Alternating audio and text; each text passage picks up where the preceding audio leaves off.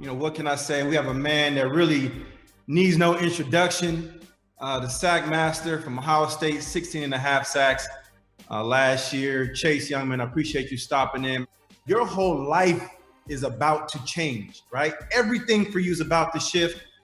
You about to become the most famous person in Washington, D.C. Bank account is about to change, bro. Your whips is about to change. Your crib is about to change. Your social media followers is about to change, bro. And my question for you is, are you ready for this life-changing experience you're about to go through? Yeah, I definitely believe I'm ready, man. I have a great family.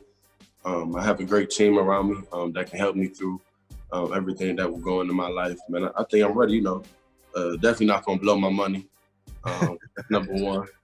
But yeah, I definitely think I'm ready. I'm good. If you get drafted to Washington, D.C., man, and you talked about it, going back home, playing back home, and what that would mean for you, are you ready to take on the magnitude of playing back home? Because everybody is going to expect you to pick up where you left off on that 16 and a half sack season. Everybody's going to expect you and look to you to be the leader, right? Are you ready to be the leader, not a leader? Yeah, my approach is, the only way I feel like a guy's start to respect you is if you produce. Yeah. That's my biggest thing going in. Not saying too much. Being a sponge. Yeah. And this is for any team I go to. If it's an older guy in the room, try to get in tight with him and learn under him. Just about stuff that young guys don't know about the game yet. I feel like that's my approach going in, and obviously I want to produce. Obviously, I want to be that dominant force on the edge, and I feel like if a young guy comes in there and does those things, I feel like then if you produce, I feel like that's leading by example. Yeah. Obviously, so I feel like that's my approach going into an NFL team. Obviously we got Urban on our show, man, and we kind of spoke about it before we started the interview. But Urban has been a great addition, to our show. It's really brought a lot of life and just fun and everything about Urban I'm growing to know and to really just respect about him as a man and outside of the coaching. And one of the things he always does, man, he always speaks highly of you. He always talks good about you, talks about how hard you train. He called you a freak on TV when we was at the Big Ten championship game. What's your relationship like, man, with Urban? Man, it's me and Coach, we real close. He's definitely one of those coaches who keeps it real with you, and I appreciate that because I feel like I'm a coachable player. No matter how the coach, no matter how he communicates it to you, I'm gonna take it as coachable. Our relationship is real good, especially, not especially, but when he did leave and he would come back to the facility, I always have to sit down and eat with him in like the cafeteria before meets and stuff like that, just to talk with him, just say hi, see what's going on, and nothing too big, but he was always that coach who would challenge me to be great. Yeah. And just stay on me. And it's like if I wasn't getting a sack, if it was like we was doing team pass and we had 5 plays, if I didn't get a sack 4 out of 5 plays, then, he had something to say. Yeah. But I definitely appreciate it with him. We definitely go back and forth sometimes. Is there any advice he's given you? Or just going into your career and as you're about to get started and embark on this new journey, was there anything that he talked to you about, or maybe just one piece of advice that he might have given you just about your steps so far in getting drafted and well into your career as well? Well, it's one thing that he always, every time he talked to me, he always talked to me about was E plus R equals O. I don't know if he's mentioned that to you guys. Basically, it's your event plus your response equals your outcome. Mm-hmm. And he's always telling me, to keep that in my head throughout my life, because events are going to pop up, but it's always about how you respond. Yeah. And if you want your outcome good, it's just about how you respond. And I definitely use that when I did get suspended. An event happened, and I feel like how I responded to that situation feel like that's why the outcome was a lot more positive Yeah. than negative, I would say. So I feel like that was the biggest thing that he told me. And I think as a fan, for us sitting there and watching you go through it, one thing that I saw you become a man, and I saw you go through a process that you came out better on the other side because of what you went through, right? And I always tell people this, that football is what you do. It's not who you are. You know what I'm saying? And so people think that, or sometimes guys, will go through these events or these situations that happen to them in life. And really, it's not about what happens to you. It's how you respond to it, right? Like you just said, the response is the most important piece, because we all go through trials and tribulations. None of us are immune to what you're about to go through, right? Like I've been through it, and that's why I feel like we're able to have this discussion on a different level, because I understand it and I know what that pressure is like, right? And that pressure that you're about to go through is different, because when you're in college, it's a different kind of pressure. You're not getting paid yet, right? But when you're making $100 million and you go through 2 weeks of not having a sack, that's a different kind of pressure that you got to go through. You know what I'm saying? And this situation and everything you're about to deal with is great, and it's a dream come true, and you should be excited as hell about it. But don't take it for granted for 1 second. You know what I'm saying? I see greatness in you, the way you walk, talk, everything you do. You know what I mean? And so do you think you can pick up where you left off, right? 16 and a half sacks. This is a real question. Do you think you can pick up where you left off? 16 and a half sacks. Say you go to DC, you play in a division with the Eagles, Giants, Cowboys, right? Good quarterbacks, good running backs. Are you ready to pick up where you left off? I feel like what I would say about that question is when I go on that practice field, when I step on that game field, I'm gonna put my best foot forward.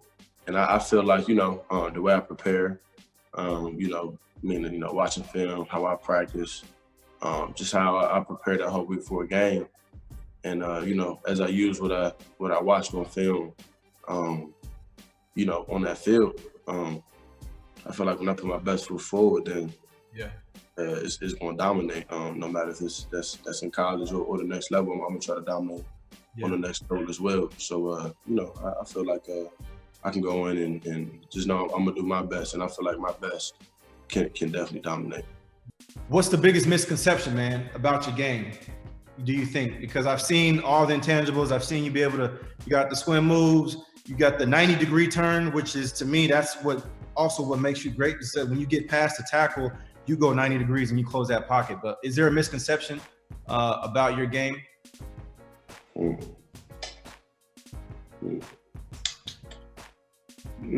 wouldn't say a misconception. I would say things that people don't talk about often that I feel like I do well. Dropping the coverage or having to cover it back out of the backfield. I did that a lot my sophomore year. I did it a lot my junior year. And I just feel like when I drop back in coverage and my instincts, my eyes, I feel like I have pretty good. And I produce by when I have dropped back, or when I have running back, or when I had to just drop in the zone and play with the tight end. So I feel like that's one thing that people don't talk about often, because it's not really what edge rushers are for. But I feel like I can do that as well. Bro, and I'll be honest with you, that's scary to hear. Like if you can cover a running back out of the backfield and you could drop in the coverage, you know what I mean? That's scary as hell, bro. I would not want to look up in the field and see you running full speed, you know what I'm saying, side by side. You know what I mean? But that's what's crazy is that you're gonna get your chance. Right. You know what I mean? Like you go to DC, there's gonna be times where you covering Saquon Barkley out of the backfield. You know what I mean? And obviously we know what he can do and we know what you can do. And I can't wait to watch it. I'm being honest with you. Like I can't wait to see what's gonna happen. I can't wait to see you play against guys like Patrick Mahomes, like Carson Wentz and Dak Prescott, and all these other quarterbacks. who are playing well right now, man. I can't wait to watch and see what you do, because I do believe you have a similar body type like a Julius Peppers. Do you see that? Yeah. Everybody was telling me that. Yeah, I see that, right? I see, you have a similar body type to Julius Peppers, and I've also seen people try to compare you to Nick Bosa, which I don't see that, right? And yeah, we totally different. How different are you and Nick Bosa? I feel like, number one is our body type. I'm a taller, longer guy. He's shorter. Obviously he's not short, but just a little shorter than me. Limbs aren't as long as mine, but obviously he's real strong, real powerful, great technician.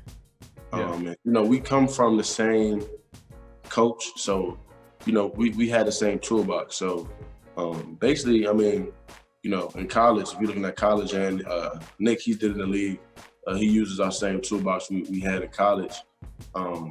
You can almost say we do the same moves, but they just look different, just because we're different people. We just do them differently. So, we talking about football down to, technique. We come from the same coach, we had the same toolbox. So we use the same technique, we just do it differently. Yeah. We do it differently, and we have different body types. I feel like that's really, the biggest difference. I feel like me and Nick, we're those type of players who are going to try to dominate and put our best foot forward, and just try to be the best players that we can. Well, listen, man, I appreciate you stopping by, man. I got one last question for you. What can we expect from Chase Young, man, in year one? You're going to expect a dude who's hungry, man. A dude that,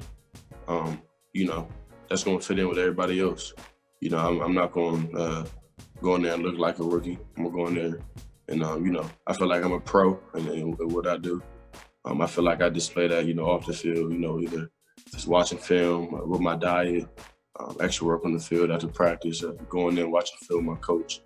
I feel like I do all those. So, I'm definitely going to go on the field and definitely try to dominate, because I feel like that's the kind of player that I want to be.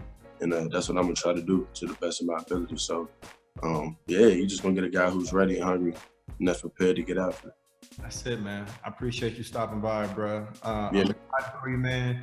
If anything I can offer to you, again, about the journey that you're about to embark on, I'm here for you. I'll see my number after we get off the interview. But one thing I will say before we get off, man, in my career, I'd always felt like, there was nobody I could speak to, because I was like, man, who the hell can relate to what I'm going through right now, right? Like, who the hell can relate to what I've been through, what I've lived through, and also where I'm at right now. And I want you to understand and know that there are people out there, and there's going to be times where you feel like there might not be somebody to speak to. But if it's myself or anybody else, we're here for you, bro. Appreciate you, bro. For the best NFL coverage anywhere on the internet, follow NFL on Fox, Twitter, Facebook, Instagram, and YouTube.